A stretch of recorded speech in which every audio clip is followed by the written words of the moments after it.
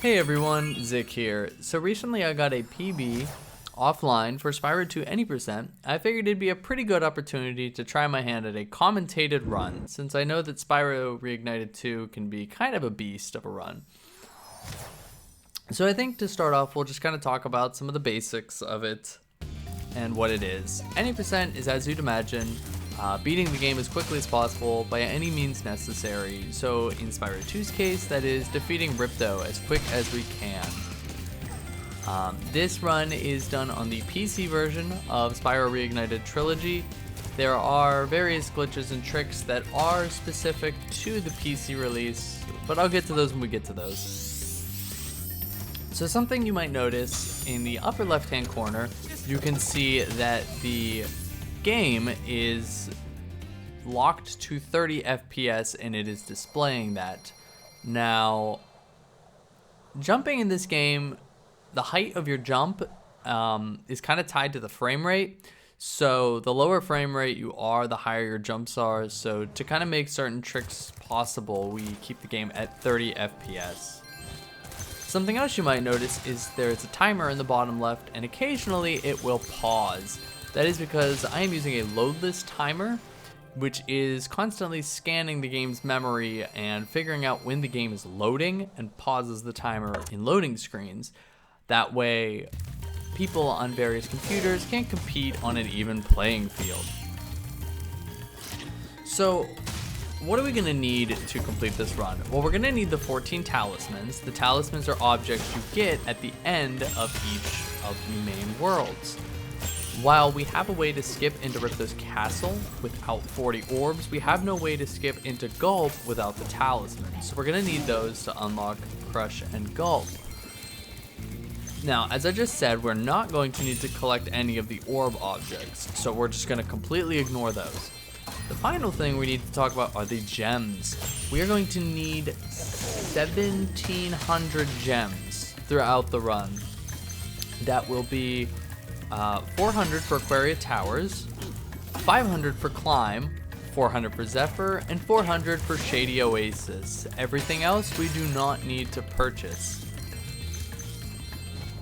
So you'll see throughout the run, I'm going to be grabbing as many gems as I can that aren't very out of the way so that I can get to that 1,700 number very quickly. We're going to have to get to 400 pretty quickly though, because Aquaria Towers does come up fairly quickly. So now that I got past some of the, setup and basics of the run, we can kind of start talking about the specifically what's going on screen. You'll notice for a lot of these levels, the basis is going to be just get to the talisman as quick as possible. No detours if I can. And what better level to show that off than Colossus? Colossus is a level that's going to really show off the hover mechanic that's unique to Spyro 2.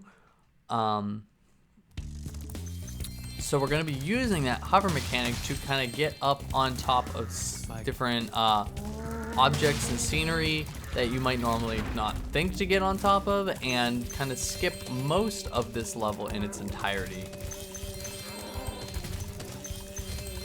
So we'll come up here, and this is that hover mechanic I talked about, and this is one of the main reasons we play on 30 FPS, is those jumps and hovers are much easier on 30 FPS than much higher frame rates. So using those kind of precise hovers and charge jumps, we can just come straight over here to the talisman and leave. So when we complete Colossus, instead of exiting level, I'm going to guidebook warp back to Summer Forest. Now this is the start of what is known as the swimless route for Spyro 2. And this is a kind of complicated trick, so I'll try and go over it as best I can. So I'm going to go over here to the Glimmer portal. I'm going to pause the game on the same frame that I would enter Glimmer. So I'm still in Summer Forest, but the pause menu thinks I'm in Glimmer. So it gives me the exit level option. So I exit level back to Summer Forest while I'm still in Summer Forest. Because Glimmer doesn't have an intro cutscene, that's why this trick works and it doesn't work on other levels. But for some reason, that will put me outside of a speedway level Ocean Speedway is the only speedway in Summer Forest. And that is beyond the point where you need swim to get to this section of Summer Forest, therefore bypassing the 500 gems that we would need to pay moneybags. Now we're not done with swimless stuff yet. We'll get back to that on the next level. First we have to take care of Perkos. Perkos is another level where hovers are key. And you'll see right here I can get up onto these ledges and this windmill allowing me to get out of bounds and just glide straight over to the talisman. Very quick level, very cool to look at. So the next level is Sunny Beach, and if you know Spyro 2 Sunny Beach, you have to swim to get through the level, but we ignored the swim power up, so we're gonna have to be a little creative when getting through the level.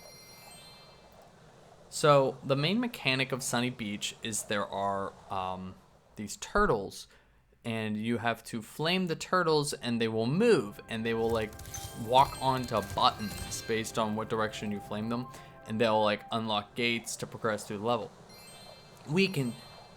If you don't flame one of the turtles, he comes back to his like home position. We can use that idea over on this turtle to the right, so we'll move the turtle forward, all the way to the edge of the water. And then we'll position ourselves in such a way that when the turtle returns to his home position, he will sandwich us between himself and the wall, and that will just push us through the wall.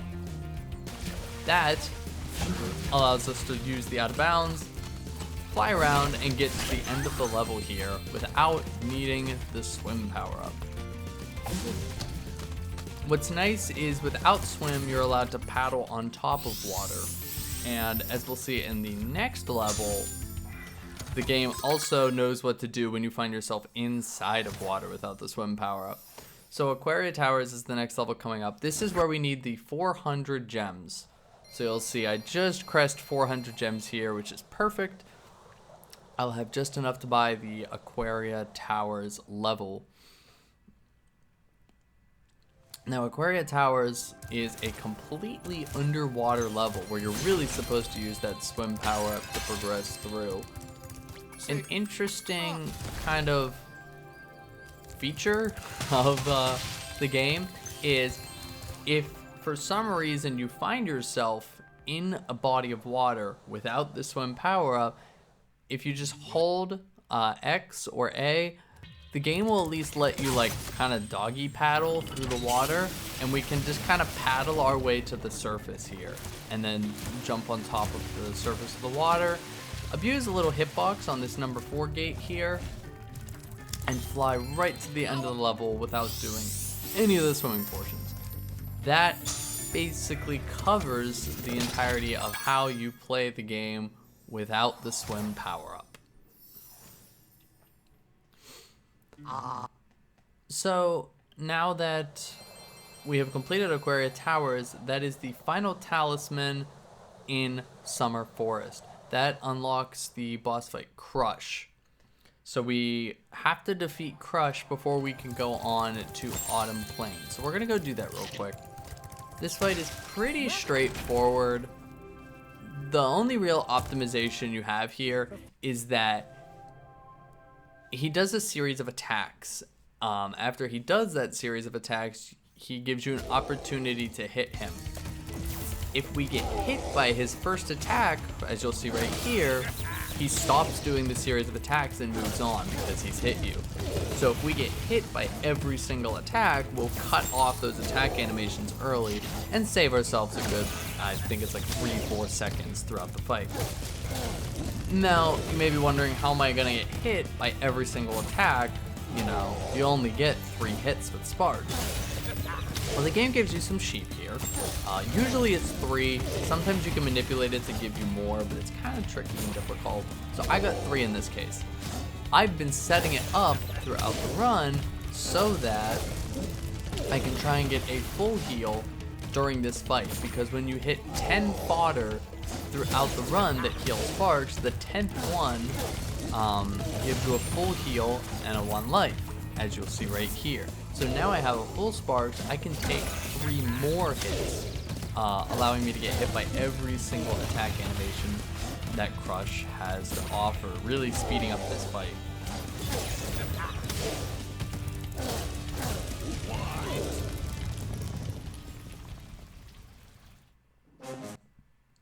So with Crush defeated, we've now unlocked the Autumn Plains homeworld, where the rest of the talismans will be waiting for us. Autumn Plains is a really cool world. A lot of the levels are going to go by very quickly, and it really gets to show off a multitude of tricks. The first level we're going to here is Crystal Glacier. Now, Crystal Glacier has a really complex trick in it here. There's a lot going on in Crystal Glacier. The first part of the trick, so we're going to try and avoid paying money bags for the bridge, saving us 200 gems. To do this, we need to unlock the Superfly power-up early. Now, normally there's only, I think, 13 enemies between now and when you'd pay money bags, and you need 15 to get that power-up. But we can use a checkpoint up here. The fairy gives you a checkpoint, and what we can do is we can take out 2 of the enemies, but before they despawn, get the checkpoint. Die, come back, and kill them a second time. So we'll get credit for the souls. I messed it up right here. That's okay. It gives me more time to explain it, and you'll see it on the next attempt when I actually get it. It's kind of tough because you have to be very, very quick. We need to kill the 2 enemies, and then we'll get credit for the souls, run back to the fairy before they finish despawning, and then die. When we respawn, we'll have gotten credit for those souls, but the enemies will reappear, allowing us to get those 2 extra kills, getting us to that magic number 15, allowing us to get Superfly early so we can fly over the bridge. Now, this Superfly isn't as simple as it seems. Every level has like an invisible height cap on it, so that you can't just get Superfly and then go fly out of bounds and go everywhere. What I'm doing here is I'm basically tilting the joystick in one direction and then using the directional pad to go the other direction. So the joystick sends me down, the directional pad sends me up, but the up input is harsher than the down input, so the game thinks I'm going down, but I'm actually going up, and it doesn't check for that height cap since I'm going down technically. So we can break through that height cap and fly here to the talisman and get out of Crystal Glacier. As I said, it's a very complicated level. That height cap breaking is going to come back again in Winter Tundra, so we can get a second explanation for it there. Now that we're out of Crystal Glacier, it's kind of unfortunate that I missed that first soul dupe trick. Kind of lost me a good chunk of time there. But it happens. It's a difficult trick. It takes a while to kind of get what you're doing and how quickly you have to move. So we're gonna kind of use a little hover here to get over to Metro Speedway without needing the orb requirement you normally need. I don't remember what the orb requirement is, but you need to get a certain amount of orbs to unlock the whirlwind to take you here. So I'm just gonna do this Speedway level as quickly as possible. A really good Metro Speedway, you're kind of looking for somewhere in the range of 49 seconds to like 52, 53 seconds. I'm pretty sure I get a 49-second Metro Speedway on this run, which is, that's really good. We're gonna get the 400 gems from here, which is nice because that pays for an entire level. But also we need Metro Speedway to do a trick we're going to do later in the run. This level is going to be key in how we skip into Ripto, but we'll get to that later. No need to spoil the fun just yet. So I'm going to finish up Metro Speedway here.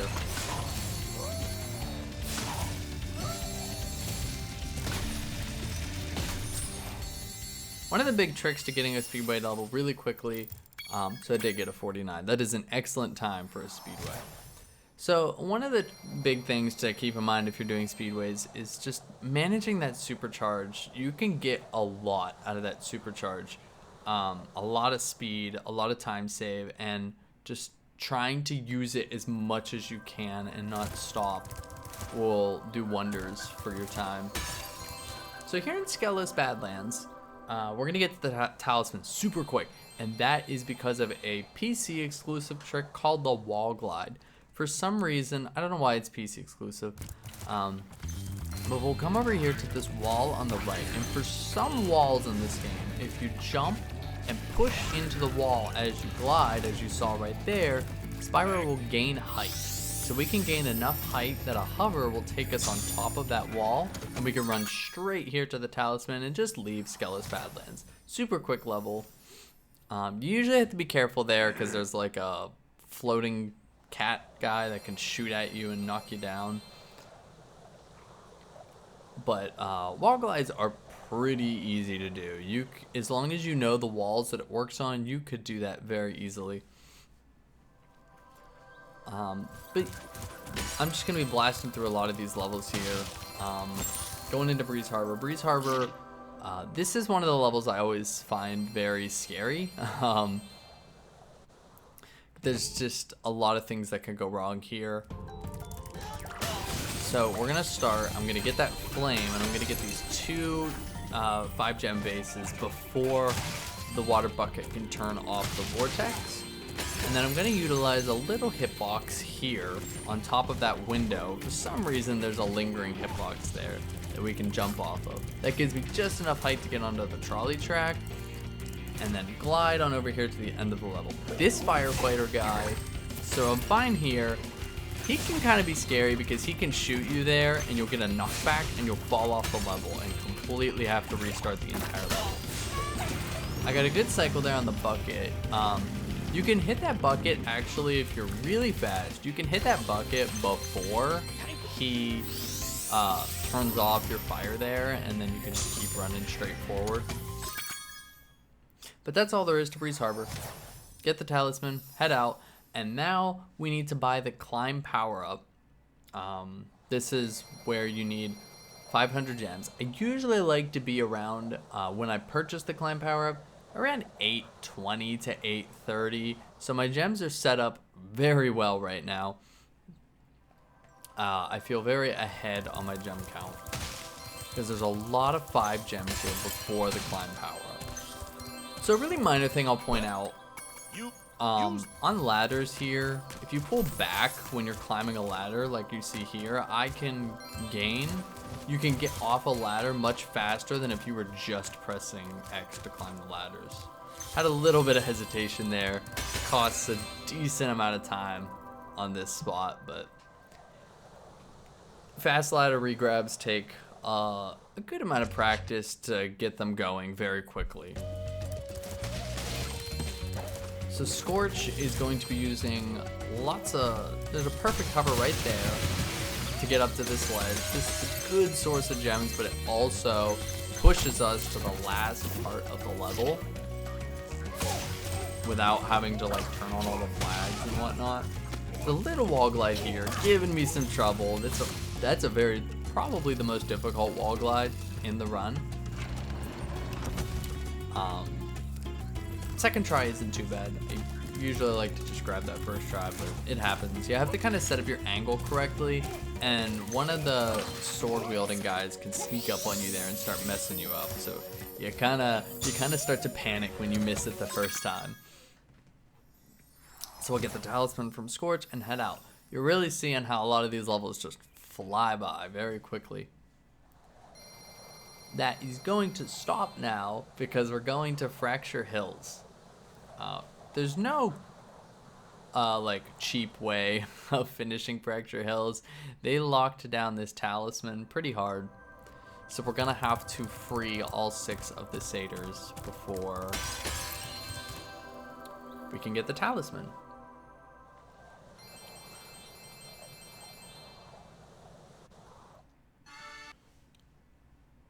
Movement in this level can be very key.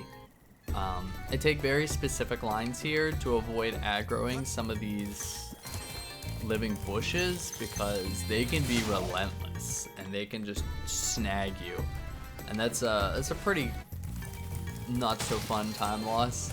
Fracture Hills is really good for refilling your sparks as well. Now I'm at gold sparks right now, so it's not a big deal, but if I wasn't at full sparks, You can get there's like a pig before every single satyr, except this one.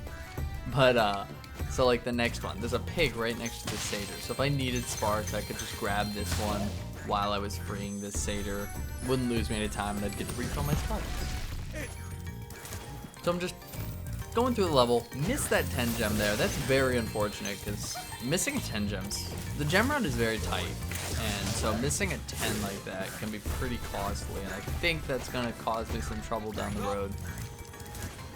But now that we've freed all 6 of the satyrs, we can just run in here to the talisman room. I'm gonna grab the gems surrounding the girl because there are a lot of gems. 30 gems is nothing to scoff at. And then I'll get the talisman and we'll head out.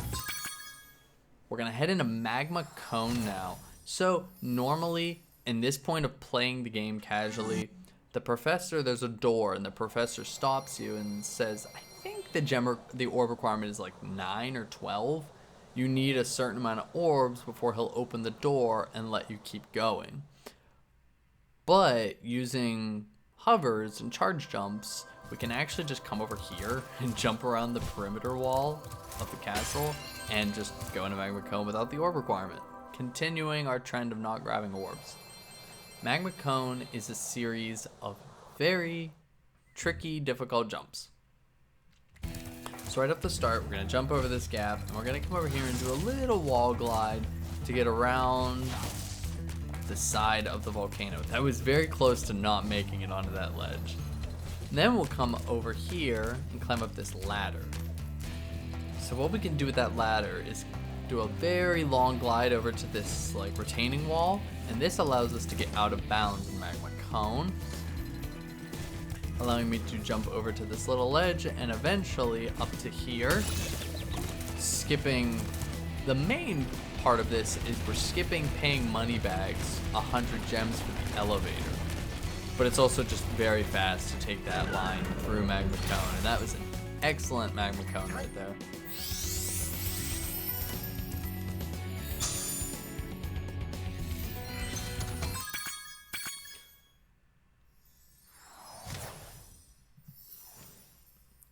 So we're coming to the end of gathering talismans here. There's 2 more we need to grab. Now, the next level coming up is Shady Oasis. Shady Oasis is, it's a level. It's kind of an auto-scroller level. We can't do a whole lot to speed it up.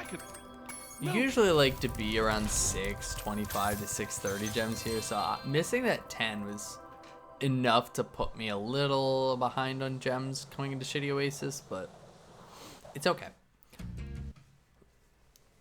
So as I said, this level is kind of it's an escort mission. You have to just keep walking Shorty the Hippo through this level till she gets the talisman. There's no way for us at the moment that we know of to get this talisman early. Shorty can get stuck on this staircase here. Luckily, she kept moving. So the main thing you're looking for in this level is to get, because you have to get those apples like you just saw there for Shorty to eat. You really want to try and get to the apple as quickly as you can, and then while you wait for Shorty to walk to it and eat it and do the whole animation, go get other stuff. This level is a huge source of gems because there's so much downtime that we can kind of multitask it. I killed that enemy right there. It may have looked kind of slow, but Shorty can sometimes get caught on that enemy and not move because she's stuck. And since we're going so far away, if she gets stuck and I come back and she's still stuck, that's a massive amount of time lost. So I'd rather just take him out to be safe.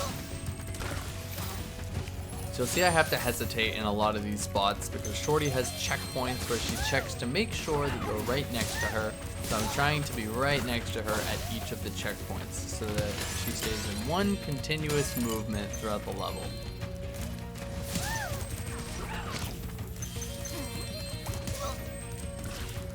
I did. You can see right there, I missed the checkpoint, Shorty, and she stopped to wait for me. It's a consequence of moving too fast. It's a pretty sad time loss.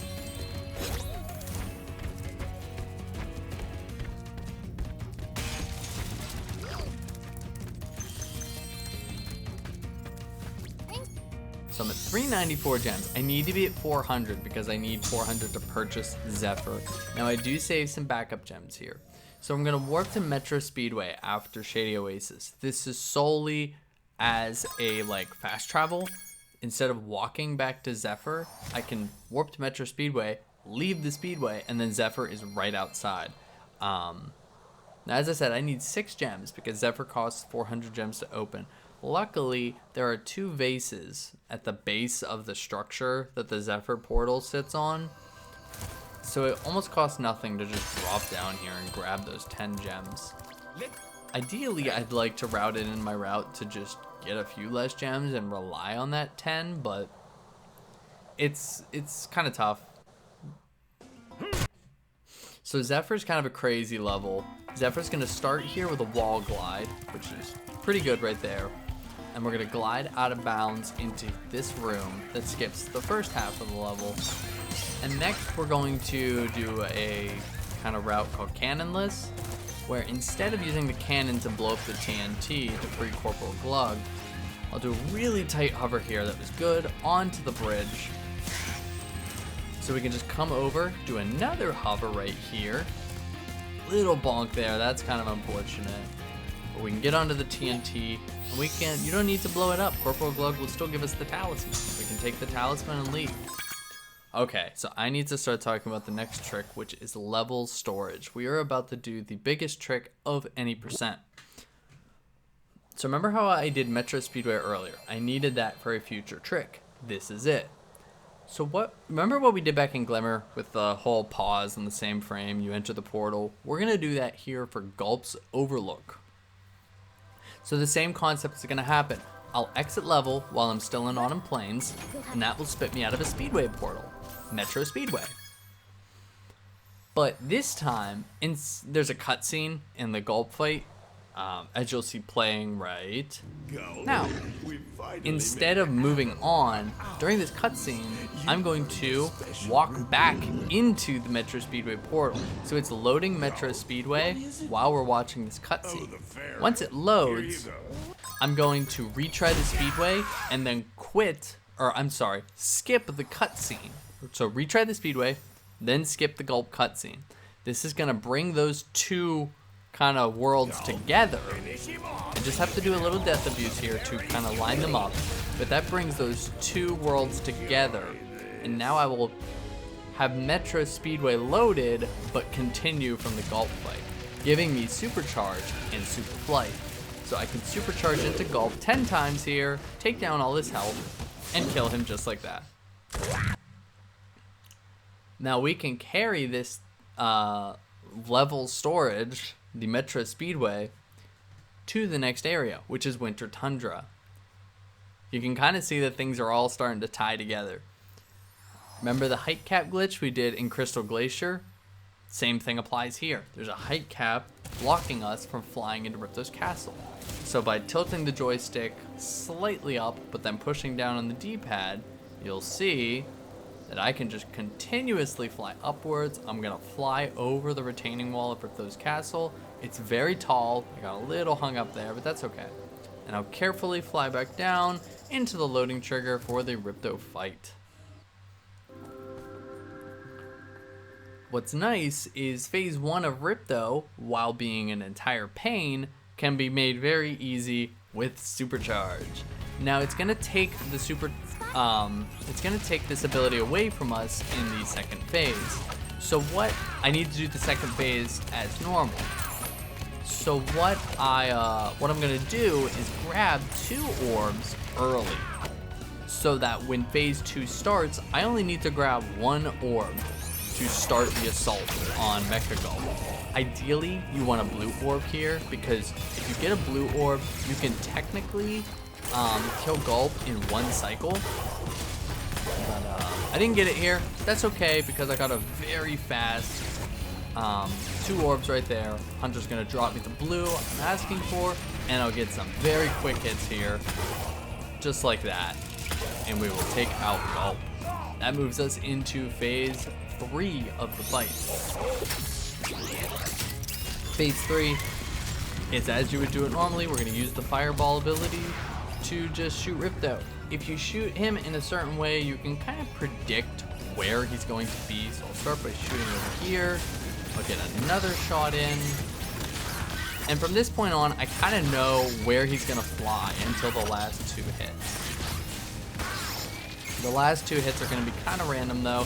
I could have got him early there. I'm kind of sad I didn't, but it happened. Now I get one more hit, and the time is there on the final hit to Ripto. I split a little late. It's actually a 22:30. But yeah, that's Spyro 2 any%. Hope you enjoyed my commentary, and I'll see you guys on the next run.